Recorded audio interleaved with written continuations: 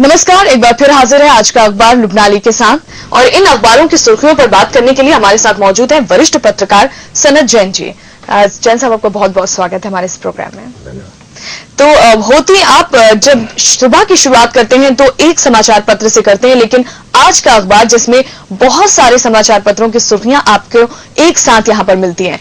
सभी सुर्खियों की बात की जाए, एक संक्षिप्त में बात करूं मैं तो सबसे पहली खबर जो बहुत ही खास खबर कही जा सकती है, घर घर का सपना अब और मुश्किल हो गया। यानी आरबीआई लोन महंगे होने की यहां पर खबर आ गई है।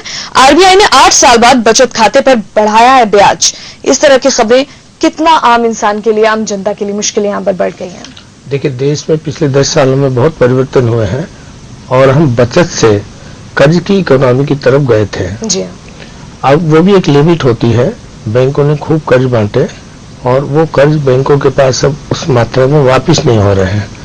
तो जमा दरों को बढ़ाने के लिए और बचत को प्रोत्साहित करने के लिए अब बैंकों के पास कोई रास्ता भी नहीं बचा है।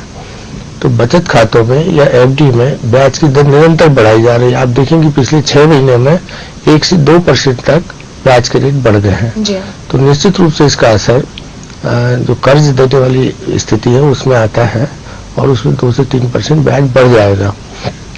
आने वाले समय में ये कर्ज और महंगा होगा, क्योंकि महंगाई को नियंत्रित करने के लिए यदि हम डिमांड और सप्लाई के बीच में अंतर को नहीं बढ़ाएंगे तो तब तक हम इस पे काबू नहीं पा सकते हैं। तो जैसे ही ब्याज बढ़ेगा तो जो रियल्टी सेक्टर में बहुत तेजी से बूम आ रहा था, हर आदमी कर्ज के लिए जा रहा था लेकिन वो वापस नहीं कर पा रहा है। तो बैंकों के लिए बहुत बड़ी समस्या हो गई कि उनके पास कैश लिक्विडिटी नहीं है और कैश लिक्विडिटी को बनाए रखने के लिए वो बचत को आकर्षित कर रहे हैं। और निश्चित रूप से जो लोग हैं वो अपनी बचत को बढ़ाने के लिए ज्यादा ब्याज दरों का उनका आकर्षण होगा और उस आकर्षण से बैंकों की डिपॉजिट्स बढ़ेगी और कर्ज कम मिलेगा। जी बिल्कुल। रेपो रेट और रिवर्स रेपो रेट की यहाँ बात की जा रही है। आधा प्रतिशत बढ़ाने की घोषणा यहाँ पर की गई है। पेट्रोल की कीमतें भी इसके बाद बढ़ जाएंगी और भी बढ़नी चाहिए, जिस तरह का यहाँ पर कहना भी आ रहा है। और गवर्नर डी सुब्बा राव जो हैं रिजर्व बैंक के, आरबीआई के, उनका यही कहना है कि कीमतें बढ़नी चाहिए। जिस तरह अंतर्राष्ट्रीय मार्केट की यहाँ पर बात की जा रही है, लगातार कच्चे तेल की कीमतों में वहां इजाफा हो रहा है और अगर कीमतें नहीं बढ़ाई जाती हैं तो राष्ट्र का वित्तीय घाटा जो है सरकार का वो और ज्यादा बढ़ जाएगा। हाँ, ये हमारा 70 से 80% तेल की जो खपत है वो आयातित तेल हम लेते हैं और वो आयातित तेल में हमारा घाटा लगातार बढ़ता जा रहा है। 120 बैरल तक कच्चे तेल के दाम पहुंच गए हैं। ऐसी स्थिति में यदि हम तेल के रेट नहीं बढ़ाते हैं तो हमारा विदेशी मुद्रा कोष में जो हमको देना पड़ रहा है तो वो घाटा ऑयल कंपनियों का निरंतर बढ़ रहा है। सरकार के सामने अभी तो 2 परेशानी थी। एक तो 5 राज्यों में चुनाव चल रहे थे, तो चुनाव को ध्यान रखते हुए वो इस विजय को टालना चाहते थे और अब चूंकि ये लगातार अंतर्राष्ट्रीय बाजार में कच्चे तेल के दाम बढ़ गए हैं तो तेल कंपनियों की भी लगातार मांग थी कि इस घाटे को या उस जो अंतर आ रहा है इसको पूरा किया जाए। तो ये संभावना व्यक्त की जा रही है कि 2 से 3 रुपए डीजल और 5 रुपए तक पेट्रोल के रेट बढ़ सकते हैं और इससे देश में एक बार पुनः नई तरीके से महंगाई बढ़ेगी, ऐसा लोगों का मानना है। जी बिल्कुल। यानी महंगाई बढ़ेगी, आम आदमी पर बोझ और बढ़ सकता है, पेट्रोल डीजल की कीमतों में इजाफा यहाँ पर हो सकता है। इसके साफ संकेत अब मिलने लगे हैं। एक बड़ी खबर की तरफ और रुख करना चाहेंगे हम, जिनकी तमाम समाचार पत्रों की सुर्खियों में वो खबर देखी जा रही है और वो खबर आज से नहीं बल्कि काफी कुछ 3-4 दिन से सुर्खियां बनी हुई है। ओबामा ने जिस तरह स्पष्ट किया और सामने बयान दिया कि ओसामा बिन लादेन की मौत को लेकर, अब ओसामा नहीं है लेकिन उसके बाद भी ओसामा को लेकर लगातार बातें हो रही है, सुर्खियां अभी बनी हुई हैं। जैसे पत्रिका की बात की जाए, लादेन की मौत का लाइव, यहाँ पर व्हाइट हाउस में ओबामा ने देखा ऑपरेशन का सीधा प्रसारण, ये पहले पृष्ठ पर पहली खबर। पीपल्स की बात करें, आतंकवाद पर पूरी दुनिया ने बढ़ाया दबाव, अब पाक को जवाब देना होगा। इसी तरह से खबर दैनिक भास्कर में मिल रही है जहां पे 2 पृष्ठ से भरे पड़े हैं। यहाँ पर यह भी दिया है कि पाक तालिबान की धमकी, लेंगे बदला और पाक को देने होंगे ढेरों सवालों के जवाब। ये कृष्णा का कहना है, विदेश मंत्री का। तो अब दबाव कहीं ना कहीं पाकिस्तान पर पड़ रहा है कि अब जवाब दे, क्यों ओसामा इतने दिनों से छुपा हुआ था लेकिन कोई कार्रवाई नहीं हुई। देखिए लुबना जी, एक इतना बड़ा ऐतिहासिक घटनाएं हुई हैं कि जिनको हम बहुत छोटे परिप्रेक्ष्य में नहीं देख सकते हैं।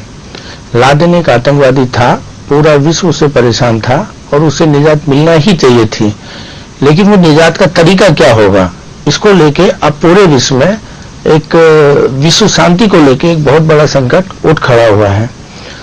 अमेरिका ने पाकिस्तान में बिना पाकिस्तान को विश्वास में लिए और सीधे जाके हमला कर दिया। तो अभी तक जो विश्व हमारे संयुक्त राष्ट्र संघ थे, उस संयुक्त राष्ट्र संघ के जो देश हैं, तो उनके बीच में जो समन्वय बना हुआ था, वो समन्वय पहली बार टूटता हुआ दिखा कि बिना पाकिस्तान की मदद लिए हुए और ओबामा को मार के उनका शव वहां से लेके चले गए और उसको उन्होंने दफना दिया। तात्कालिक प्रतिक्रिया भले न हो रही हो, लेकिन जैसे अभी बात उठने लगी है कि भारत को भी पाकिस्तान जाके और दाऊद इब्राहिम को ले आना चाहिए, या इस तरीके से कोई भी राष्ट्र एक दूसरे की सीमाओं पर जाके और इस तरह से गुरिल्ला युद्ध करके या स्पेसबार करके, और जो संयुक्त राष्ट्र संघ की एक पृष्ठभूमि में हमने विश्व शांति का सपना देखा था, उसमें कहीं न कहीं कोई खलल उत्पन्न होने लगे हैं। जी बिल्कुल। तो इस तरीके के अभी तो नहीं दिखेंगे, लेकिन इनसे आने वाले समय में इनके परिणाम भुगतने पूरे विश्व को पड़ सकते हैं और सारे देश अपने हिसाब से अपने निर्णय ले सकते हैं। इसमें संयुक्त राष्ट्र संघ कमजोर होगा और ये पूरी दुनिया के लिए सबसे बड़ा चिंता का विषय ओबामा का बन गया है। जी बिल्कुल। अब एक बड़ी चिंता का विषय इसे कहा जा सकता है। बहुत ही बड़ी आप यहाँ पर बात कर रहे हैं कि एक शुरुआत हो गई है इस तरह से कि कैसे एक देश दूसरे देश में इतना ज्यादा खलल रखने लगता है कि वो जाकर अपने दुश्मन को, अपने जो भी आतंकी है, उसे खुद ही वहां सफाया कर रहा है बिना उस कंट्री के या उस देश की सहमति के। ये एक बड़ी शुरुआत हो सकती है यहाँ पर, और इसे यकीनन एक अच्छी शुरुआत नहीं कहा जाएगा। कल को इस तरह से तमाम देशों की सीमाएं जो है वो टूट सकती है। जी, बहुत बड़ी चिंता का विषय है। जी बिल्कुल, एक बड़ी चिंता का विषय तो ये भी है कि हम बाहरी आतंकवाद से लड़ने के लिए एक तरफ अपनी तैयारियों का जायजा लेते हैं और दूसरी तरफ अंदरूनी तौर पर जो कमजोरियां हैं वो आज भी हमें खलती हैं। नक्सली मुठभेड़ की यहाँ पर बात करेंगे। 11 जवान शहीद हो गए, ये झारखंड की बात की जा रही है। 48 जवान घायल, एक बड़ा यहाँ पे नक्सली साजिश का शिकार हुए जवान।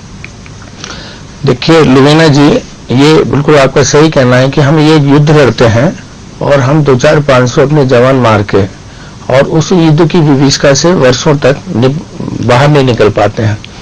आज पूरे देश और दुनिया में जिस तरीके से आतंकवाद बढ़ रहा है और खासतौर से आंतरिक आतंकवाद, इससे निपटना दुनिया के सारे देशों के लिए बहुत मुश्किल हो रहा है और इसके पीछे कहीं न कहीं बढ़ती हुई महत्वाकांक्षाएं हैं जो लोगों को कहना चाहिए कि दबाव से सत्ता पर भागीदारी करना या सत्ता प्राप्त करना, ये आंतरिक नक्सलवाद या आंतरिक आतंकवाद का एक सहारा है।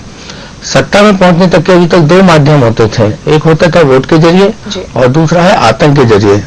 तो राजनीति में आतंक का बोलबाला बढ़ा और ऐसे ही कुछ क्षेत्रों में आतंकवादियों ने आतंक के बल पर सत्ता को प्राप्त किया। असम में इसकी पुनरावृत्ति 15 साल 20 साल पहले हो चुकी है और आतंकवादियों को एक रास्ता मिल गया है कि आतंक के बल पर हम सत्ता में बहुत जल्दी काबिज हो सकते हैं और अप्रत्यक्ष रूप से ये एक मसला चल रहा है।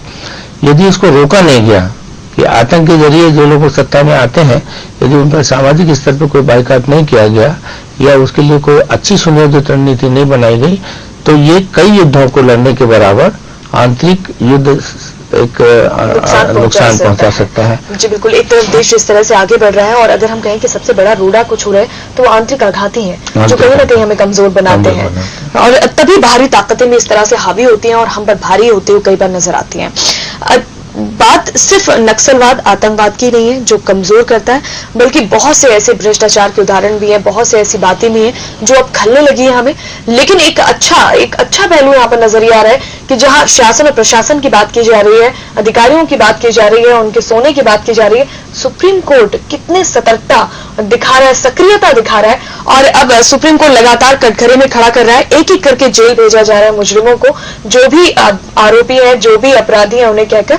दूसरी तरफ सरकारों को फटकार लगाने में भी पीछे नहीं है। सुप्रीम कोर्ट ने कर्नाटक सरकार को कहा है कि कोमा में है सरकार। भू अधिग्रहण पर सुप्रीम कोर्ट की फटकार है। येदियुरप्पा सरकार सत्ता में रहने लायक नहीं है, ये कहना है सुप्रीम कोर्ट का।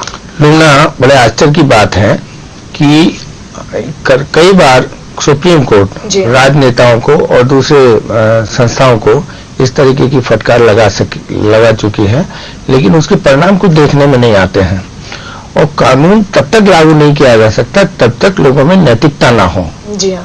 अब जब नैतिकता ही खत्म हो गई तो आप देखिए कि येदियुरप्पा वाला मामला कई वर्षों से चल रहा है, कई माहों से चल रहा है। कई बार ऐसे क्षण आए कि जब येदियुरप्पा को सत्ता छोड़ देनी चाहिए थी, लेकिन उन्होंने अभी तक नहीं छोड़ी। अब ये राजनीतिक दलों का खेल देखें तो वो 2G स्पेक्ट्रम और दूसरे मामलों को लेकर भाजपा कांग्रेस के ऊपर हमला करेगी, कांग्रेस भाजपा के ऊपर हमला करेंगे, लेकिन ये दोनों उस व्यवस्था को सुधारने में कहीं गंभीर नहीं है और ये अपने राजनीतिक कारणों से भ्रष्टाचार को खुद ही प्रश्रय देते हैं। अब जब ऐसी स्थिति बन जाए और नैतिकता पूरी खत्म हो जाए और खासतौर से सत्ता में बैठे हुए लोगों की नैतिकता खत्म हो, तो मैं तो ये कहूंगा कि सुप्रीम कोर्ट की इस तरीके की बार-बार की फटकार कहीं ऐसा ना हो कि उसको भी वो निष्क्रिय हो जाए अपने आप में, क्योंकि जब हम एक ही बात को आदतों में शुमार हो जाएगी। कई बार हम कोई बात कह रहे हैं और उसके कोई परिणाम निकल के नहीं आ रहे हैं, तो सुबह सुनते हैं, शाम को फिर ज्यों कितने हो गए। तो सुप्रीम कोर्ट और हाई कोर्टों की भी स्थिति लगभग यही बनने लगी है। तो न्यायपालिका को भी यह सुनिश्चित करना होगा कि समझाइश देने की बजाय वो अपने स्पष्ट आदेश करें और आदेश का क्रियान्वयन कराएं। सलाह देने वाली संस्था सुप्रीम कोर्ट या हाई कोर्ट नहीं है, वो आदेश देके और उनको क्रियान्वयन कराना चाहिए, ऐसा मेरा मानना है। जी बिल्कुल, और सुप्रीम कोर्ट की समझाइश भी एक आदेश से कम नहीं है। और ये बात भी है कि सुप्रीम कोर्ट ने एक बड़ी बात यहाँ पे भंडारण को लेकर सभी राज्यों को चेताया था कि अगर अनाज खराब हो रहा है, एक तरफ भूखमरी बढ़ रही है, बेरोजगारी बढ़ रही है, तो क्यों ना ये किया जाए जो अनाज सड़ रहा है गोदामों में उसे बांट दिया जाए, लोगों में, गरीबों में बांट दिया जाए। एक अहम कदम यहाँ पे मध्य प्रदेश सरकार ने यहाँ पे उठाने की कोशिश की है। बांट दो ताकि बचे गेहूं। भंडारण की समस्या का सरकार ने हल ढूंढा है और कहा है कर्मचारियों को ग्रेन एडवांस BPL को देंगे, 4 माह का गेहूं इन्हें दे दिया जाएगा। ये एक अच्छा कदम हो सकता है। हाँ, ये पिछले जब से देश में वैश्विक व्यापार बढ़ा है जी, तो उसमें मैंने देखा है कि खाद्यान्न की जमाखोरी या सट्टेबाजी बहुत तेजी के साथ बढ़ी है और मामले को बढ़ चढ़ के बताया जाता है। और इसमें जो बड़े राजनेता हैं वो इसका पूरा खेल खेल के करोड़ों अरबों रुपए कमाने का उन्होंने एक साधन बना लिया है। अभी बात हो रही कि गेहूं उपज ज्यादा हुई है, तो निश्चित रूप से सरकार को पहले से ही अपनी जरूरतें और उनके भंडारण और उससे अतिरिक्त गेहूं को यदि निर्यात करके उस समय पे एक व्यवस्था देते तो ये देश को मतलब बहुत बड़े नुकसान से बचाया जा सकता था, लेकिन ऐसा होता नहीं है। अभी गेहूं की फसल आई है और गेहूं के भंडारण को लेकर चिंता जताने लगेंगे, रेट कम हो जाएंगे, लेकिन 4 महीने 6 महीने बाद यही रेट बढ़ जाएंगे, माल मिलना बंद हो जाएगा और तरह तरह के जो सरकारी नियंत्रण के माध्यम से या आजकल एक्सचेंज हो गए हैं, जो वायदा कारोबार हो रहा है खाद्यान्न पे भी, तो उनके माध्यम से चीजों को बढ़ाकर और लोग जिस तरीके से करते हैं, तो ये मतलब एक नीतिगत काम सरकार नहीं कर रही है, जिसके कारण ये सारी प्रॉब्लम आ रही है। जी बिल्कुल, सरकार को यहाँ पे एक बड़ी अच्छी बात यहाँ पर आप कह रहे हैं कि एक सुनियोजित तरीके से कोई काम नहीं हो रहा है, अलटप से कुछ चीजें हो रही हैं। भंडारण के लिए साफ निर्देश दिए गए थे सुप्रीम कोर्ट से, लेकिन भंडारण की व्यवस्थाएं कितनी यहाँ पर हो पाई है। खबरें ये भी मिल रही है जो हमें सुर्खियों में दिख रही है कि अस्पतालों और स्कूलों में अब अनाज को रखने के लिए कहा जा रहा है, यानी आपने कोई व्यवस्था की नहीं। ये राजनेता और प्रशासन फौरी तौर पर किसी भी तरीके से पैसे कमाने का एक माध्यम हो गया है कि एकाएक कोई समस्या आती है, उस समय बिना किसी नीति के, बिना किसी योजना के ताबड़तोड़ निर्णय लेते हैं और इसमें करोड़ों अरबों रुपए खर्च हो जाते हैं और इसमें कागजों पे ज्यादा काम होता है। और ये भ्रष्टाचार का बहुत बड़ा माध्यम बन गया अव्यवस्था, और अव्यवस्था के माध्यम से शासन और प्रशासन में बैठे हुए लोग अरबों रुपए का भ्रष्टाचार करते हैं। और ये उसी का एक कारण है कि इस तरीके की पानी की व्यवस्था होगी तो हमेशा ऐसे ही होगा, गेहूं की व्यवस्था होगी तो ऐसे ही होगा, अभी धान की खरीदी होगी तो यही होगा। मतलब हमने एक भ्रष्टाचार करने का तरीका अव्यवस्थाओं के माध्यम से निकाल लिया है और उसमें ये खेल राजनेता और प्रशासन के लोग मिलकर खेलते हैं और ये बंद होना चाहिए। बिल्कुल, शासन प्रशासन सब मिलकर एक खेल खेल रहे हैं और हर समस्या का सामना अगर कोई कर रही है तो वो जनता कर रही है।